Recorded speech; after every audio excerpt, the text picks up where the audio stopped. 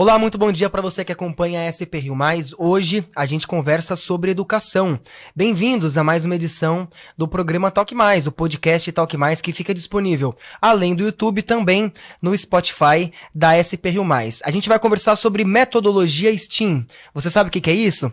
Então fica com a gente que você vai descobrir e tenho certeza que você vai gostar desse conceito, viu? Para isso, José Guilherme Ferreira, jornalista José Guilherme Ferreira. Obrigado, Zé Gui, pela sua participação. Olá, bom dia para vocês. Pra gente conversar sobre método STEAM, a gente recebe aqui hoje, aliás, deixa eu me corrigir, né? Não existe isso, a gente está recebendo aqui hoje Diego Coimbra, professor de projetos do Colégio CEP de Jacareí. Diego, obrigado pela sua participação. Eu que agradeço a oportunidade.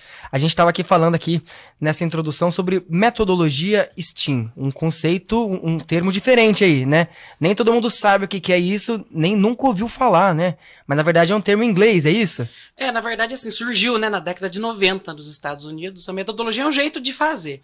É um jeito de fazer educação, e no caso onde a gente mistura alguns conceitos de ciência, tecnologia, arte, matemática e engenharia, né? Então, assim, uma forma de trabalhar em resolução de problemas. Dentro da educação. Exatamente. Né? Eu separei aqui na minha colinha. É um método que incentiva os estudantes na criação de projetos inovadores e com a integração das múltiplas disciplinas e da tecnologia. Mas a gente estava conversando aqui que é um conceito que dá para ser aplicado não somente nas ciências exatas, mas também na arte, na humanas, em diversas áreas do conhecimento, né, Diego? Isso. A ideia é essa, que a gente possa engajar todos os educadores aí dentro de um projeto, né, que é um caminho sem volta. Hoje a gente trabalha dentro das empresas com projetos o tempo inteiro. E a gente tem profissionais de todas as áreas trabalhando num projeto único.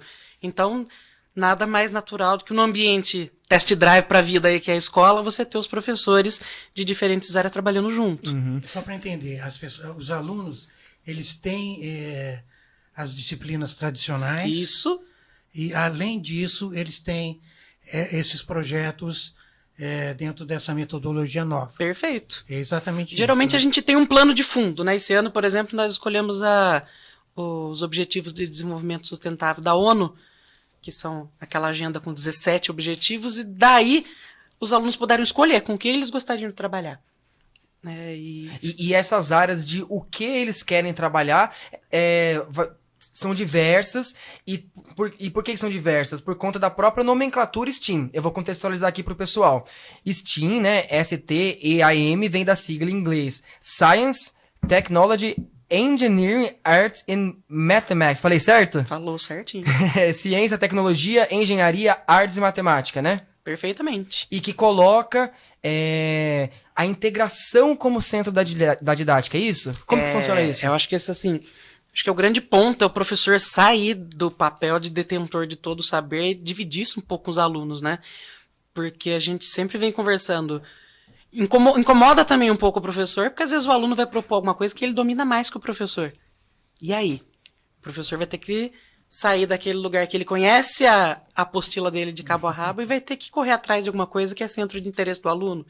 Eu tenho professor fazendo curso de gamificação, porque o aluno quer propor um projeto que se desenvolva com um game e o professor já aconteceu isso lá na escola? Já. O aluno propor um assunto que o professor não domina, ele já, teve que, com certeza. Teve que se qualificar por fora. A ideia é que esses projetos eles sejam muito próximos, que a ideia é que eles possam botar a mão na massa. Então, um aluno, por exemplo, propôs saber o efeito que o petróleo faz com a vida marinha. Né? E a gente nunca viu isso na prática. Então, a gente ela foi pesquisar, pegar um aquário, colocar algo que fosse semelhante com o petróleo, colocar plantas de aquário para ver como que ela ia reagir depois de um tempo. Isso estimula o aprendizado do aluno, é isso? Com certeza, porque assim, a gente ouviu a vida inteira o aluno perguntar por que eu tenho que aprender isso. E aí hoje a gente está invertendo, né? O aluno está vendo coisas que eles gostariam de entender e a gente está usando o conhecimento para explicar fenômenos da natureza ou como funciona. Eu tenho alunos fazendo protótipos de carrinho movido a bateria de 9 volts e a gente está chegando com carros elétricos, com tudo aí. Né? Então a gente está aproximando da realidade deles. Acho que esse é o nosso papel. Acho que a questão da vocação né, dos alunos, a partir de uma metodologia dessa, quer dizer, é realmente valorizada. Né? Com certeza. Porque quando ele vai propor, ele já vai propor dentro do seu universo de interesse, né? Quer dizer, uma pessoa que vai propor uma questão de games, é que ele está envolvido nessa questão. Quem sabe daí pode nascer um biólogo marinho na questão do aquário, né? E assim por diante, né? Quer dizer, as vocações são realmente atendidas de maneira mais concreta, me parece. A gente tem plena noção que, vamos dizer, esses jovens que a gente está educando hoje vão trabalhar em profissões que ainda não existem, que ainda vão ser criadas. Então, eles precisam de habilidades diversas para isso. E como é que funciona o ensino dessas áreas lá na escola, né? O Diego, que é professor do Colégio CEP lá de Jacareí, no seu colégio especificamente, como é que funciona da parte pedagógica mesmo para essas questões? Por exemplo, um aluno ele quer falar sobre marketing. Vocês precisam contratar um professor externo de marketing para falar sobre isso? Como é que é isso? Então, dependendo do assunto que o projeto vai tratar, às vezes a gente precisa de um profissional externo porque a gente é professor. Mas a gente tem dentro da escola, muitas vezes, o profissional que faz o marketing da escola pode trabalhar. Às vezes eu tenho um pai que é veterinário, que pode abrir uma porta ou pode até na escola conversar com esse grupo. A gente faz contato, por exemplo, com Secretaria de Mobilidade Urbana, Trânsito. Tem um grupo fazendo uma explicação de como funciona o fenômeno de aquaplanagem, por exemplo, a parte física. Então, a gente trouxe um coordenador de autoescola e o secretário de trânsito da cidade para tratar só com esse grupo. Então, traz exemplos concretos, reais, exatamente, essa é a ideia. Próximo ao mercado de trabalho mesmo, né? Isso. Com essa novo ensino médio, ele pede isso pra gente, né? A gente trabalha desde o Fundamental 2 com o STEAM, mas talvez a gente esteja indo de encontro com o que eles querem lá no ensino médio, que a gente tenha a preparação para o mundo do trabalho. E como que é a oficina, o laboratório para o pessoal pôr a mão na massa? Então, isso precisa, a gente fala que isso tem que encantar, né? A gente tem vontade de estar no lugar. Então é um momento de romper com aquela sala de aula um pouco mais tradicional. A gente tem um espaço que na nossa escola a gente chama de laboratório STEAM. Então, assim, já usa esse conceito até, os alunos até já usam. Na verdade, a gente juntou o laboratório de química, de física, que a gente tinha, que era aquela coisa cheia de tubo de ensaio, e a gente foi acrescentando outros elementos nesse espaço para que ele ficasse atrativo, né? Então, a gente tem aparelhos de medição, coisas que a gente não costumava ter. Então, a gente está incrementando um espaço para que ele seja multidisciplinar. Todos os professores são convidados para usar esse espaço para dar aula. O professor de história usa bastante. Até de história? Sim.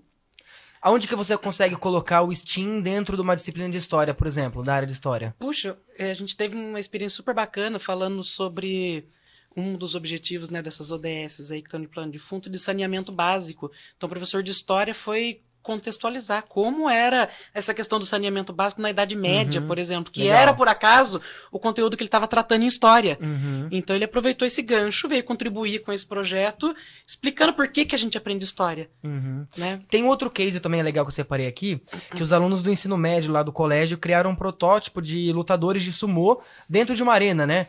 Explica pra gente aí a relação da metodologia STEAM com esse trabalho aí que... Então, aí foi um trabalho mais de robótica. De robótica. Né? Usaram as pecinhas do Lego, usaram o Arduino ali, que é uma ferramenta onde você insere os programas, os blocos de comando, né? Para que os robôs fizessem o que era colocado na central de comando. Então, o aluno podia dar a carinha que ele quisesse para o robô, montar da forma dele, programar essa central para que os robôs lutassem. E aí ele tinha sensor de proximidade e tudo mais. Lembra, óbvio, que resguardando aí o próprio a idade, mas é aquele tipo de robô que vai pra Lua, que tem que andar lá, então você tem que fazer todos os testes para ele não topar na primeira pedra e cair. E pro desenvolvimento desse projeto, vocês convidaram profissionais externos, teve que contratar algum professor externo, já existia uma mão de obra já interna que ajudou? A gente tinha um professor que era engenheiro, então já nesse momento ajudou bastante. Então, assim, se houver necessidade de um profissional externo, com certeza a gente, acho que tem que ter, o professor tem que ter essa humildade, saber a hora de buscar recurso externo também. Né? Porque esses projetos, né, além do projeto em si, eles envolvem a contextualização. Sim. Não é isso? Imagino que vocês estão falando da robótica, do bonequinho do sumô, do lutador, mas vocês estão dando uma ideia geral do que é a robótica. Não é? Sim, exatamente. Os conceitos. Até onde ela pode chegar, né? Exatamente. Que você vai dar um passo pequenininho do robozinho lutando sumô para, de repente, lá para frente, você fazer uma aplicação falando de inovação mesmo, transformando isso em valor agregado, né? Valor percebido numa comunidade, né, como um todo. Pode falar, Zé. Não, eu tô pensando quando você vai numa oficina, né? Você vê que as pessoas têm que ter o material que se compra, o material que se inventa, o parafuso que você tem que dobrar, enfim. Tem todo tipo de manobra para fazer a coisa sair, né? Uhum. Eu fico imaginando que nessas oficinas, nesse galpão STEAM aí, você tenha toda essa diversidade para achar os materiais, né? É engraçado porque, assim, a gente usa desde refúgio da natureza, graveto, alguma coisa ali para usar. Com os pequenininhos a gente faz muito isso. Usa muita sucata, muito papelão. E conforme eles vão ficando maiores, eles vão tendo mais noção. A gente tem na escola hoje máquinas de corte a laser, impressora 3D. E a gente devagarzinho vai ensinando os alunos a mexer quando aquilo já é necessidade, para que não fique simplesmente uma máquina ali para dizer que tem, para fazer um marketing. Não, falou, a gente está fazendo um projeto que vai precisar de alguma coisa, né, e que essa máquina pode contribuir, porque a tecnologia está para contribuir, não para ela ser o centro das atenções, né? Então é um método que já dá para ser aplicado já nos alunos desde pequenininho. Sim, então. A gente não é aplica só na para escola ensino com os médio, pequenos, né? inclusive a partir de 6 anos. A partir até de para 6 educação anos. infantil a gente já consegue fazer. É que assim, existe muito nome de metodologia, né? A gente fala Sim. de STEAM, fala de cultura maker, fala de mão na massa. Então, na verdade, assim, eu acho que o grande plano de fundo é trabalhar com projetos onde a gente tem situações, problema para resolver. E com esse enfoque multidisciplinar. Né? Exatamente. Isso é um desafio pro aluno e pro professor, né? Trabalhar Como em que é equipe. a receptividade dos alunos em relação a essa metodologia? Eles comentam que eles gostam, que eles vão mais estimulados para a escola? Como é que é? Com certeza. Então, são momentos, né? A gente não pode... E isso, todo projeto, a gente trabalha ensinando conceitos para os alunos, trabalha também com os procedimentos de como fazer, que é a parte atitudinal. Então, como é que eu vou trabalhar em grupo? Como é que eu vou ficar frustrado como minha primeira versão do meu projeto não der certo? Eu vou ter que começar do zero. Então, a gente lida com isso tudo. Né? Então, tem dias que eles não estão tão motivados, porque eles vão ter que começar um trabalho do zero. Então, são projetos anuais. Tem projetos grandes, projetos pequenos. Às vezes, Sim. dentro de um trimestre, a gente consegue fazer começo, meio e fim de alguma coisa, mas tem projetos que a gente planeja para começar e finalizar. A gente tem um evento na escola chamado ExpoCep, que é onde a gente reúne tudo isso que foi produzido durante o ano, e mais ou menos ali na primeira quinzena de novembro, esse evento acontece. Onde Como se fosse uma feira de ciências. Sim, exatamente. É basicamente uma feira de ciências. É. Legal. E a gente estava conversando agora, Diego, você estava falando para mim que, por exemplo, a farmácia vive em constante evolução, né? O mundo, ele é uma constante evolução, na verdade. A tecnologia está em constante evolução. E assim também deve ser a educação. E essas diversas metodologias que surgem são exemplos concretos dessa evolução na educação, né? Conta para mim, Diego, como que a gente pode fazer para estimular as escolas a também evoluírem e adotarem, abrirem a cabeça para cogitar ou até mesmo adotar esses novos métodos, como, por exemplo, a metodologia STEAM? Então, eu acho que assim, importante a gente... ninguém pergunta, né? Por exemplo, se você quer usar um remédio mais... que faça o efeito mais rápido e tudo mais. Simplesmente a mudança acontece. Então é óbvio que a educação é uma indústria, vamos dizer, um pouco diferenciada, porque ela envolve relacionamento humano o tempo inteiro. Então você precisa, primeiramente, ali fazer um trabalho com os professores, né? Que dá trabalho. Imagina você a vida inteira, você trabalhou ali com uma apostila na frente da sala, falando, todo mundo ouvia, fazia um exercício e acabou. E, de repente, agora você vai ter que pedir para o seu aluno ler o texto em casa e vai fazer coisas práticas na sala. Dá mais trabalho você preparar a sua aula dessa forma, mas existe um ganho muito grande. Então, e também assusta quem não conhece, né? Assusta quem não conhece, quem não tá afim também. Tem gente que não tá afim de mudar. Então, assim, a gente vai procurando um perfil novo. E é bacana nesse sentido que a gente... Dentro de uma equipe, a gente trabalha com todo tipo de perfil de profissionais. Eu queria perguntar para você sobre a capacidade desse novo sistema de contribuir com a socialização dos alunos, né? Principalmente a gente tem aí, inclusive eu gostaria que você comentasse os problemas relacionados à pandemia, que, de certa forma, as pessoas os alunos desaprenderam a estudar, né? Desaprenderam a se relacionar. E eu queria saber como esse tipo de pedagogia pode ajudar nisso. Eu falo que acho que nesse momento de retorno, né, os trabalhos com projeto propriamente dito estão ajudando muito, porque durante 2 anos de pandemia a gente viveu ali no ego, né? Era eu no meu computador, o professor desligou, acabou. E agora a gente voltou pro eco, que é aquele lugar de todo mundo junto, pensando diferente, com ideias diferentes. E isso é um dos papéis da escola, né?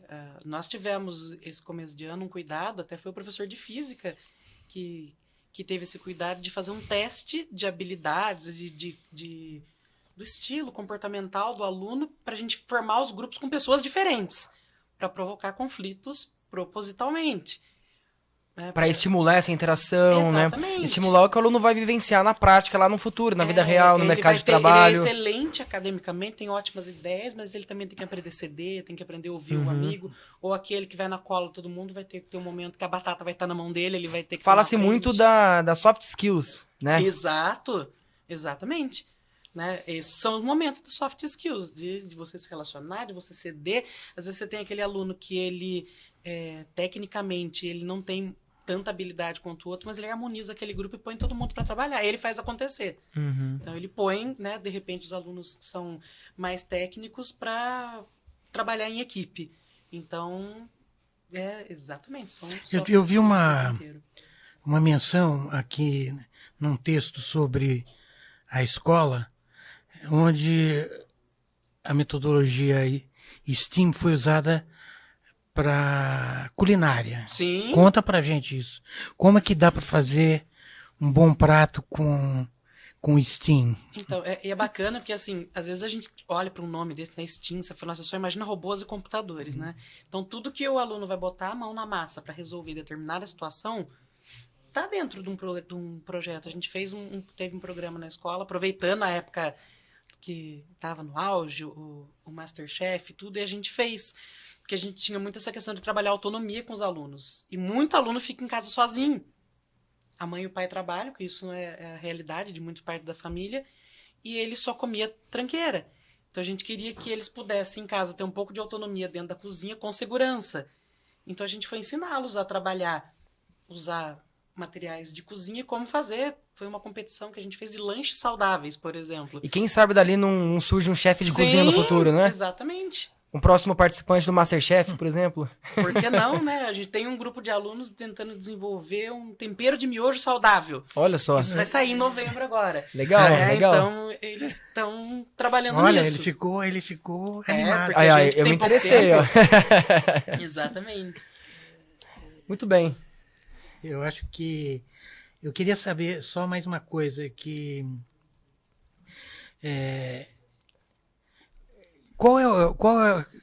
como é esse grupo de vocês no Colégio CEP, né? Quantos alunos são e como a pessoa pode ingressar num colégio desse? Se há exame, como é que funciona? Então, hoje a gente tem 2 unidades, né, do colégio. Uma unidade que atende do berçário até aí o Fundamental 1, com 10 aninhos, e a outra unidade que são os alunos pré-adolescentes e adolescentes, né? A gente conta hoje com uma média de 700 alunos. Eu, assim, vou usar agora meu lado mais educador, menos marqueteiro. Eu falo que a gente, tipo, quando você tem a ideia de conhecer um projeto escolar, você tem que ir até lá e conhecer.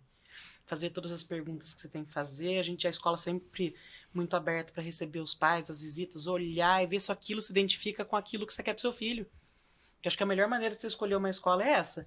Você vai até lá, conhece os profissionais, conhece o que a escola tem para te oferecer. Conhece a metodologia STEAM. Exatamente. Né? Dizer que não encanta? Encanta. Encanta porque quem fala assim, né? Por que a gente fala de uma forma tão gostosa? Porque a gente vive isso todo dia.